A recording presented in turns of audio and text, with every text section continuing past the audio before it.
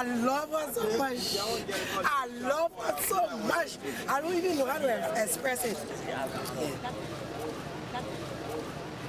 Well, I just feel that she's the right person for Liberia. Yes.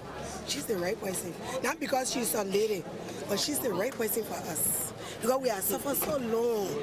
We really need somebody now that will really take care of us. We have suffered too long. Roshini Thinakaran is the documentarian presenting these women's lives on film.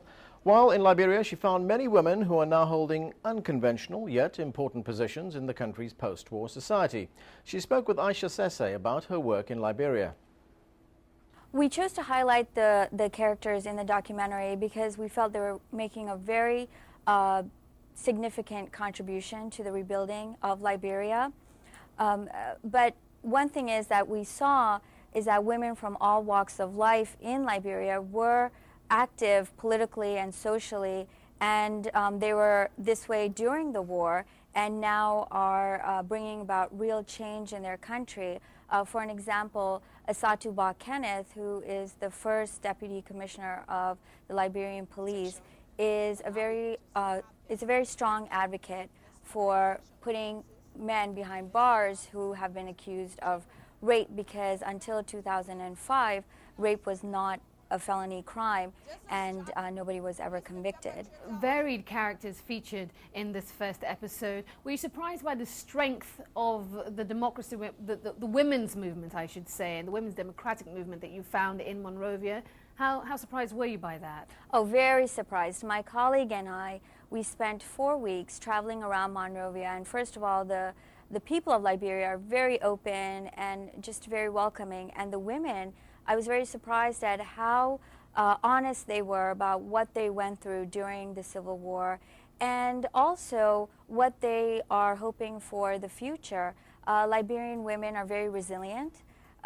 They are micro-entrepreneurs, they're teachers, and from the least educated to the most educated, these women are truly coming together in this very organized movement. And President Ellen Johnson Sirleaf's election is a product of that movement. They campaigned for her, and through grassroots efforts, helped to get her elected.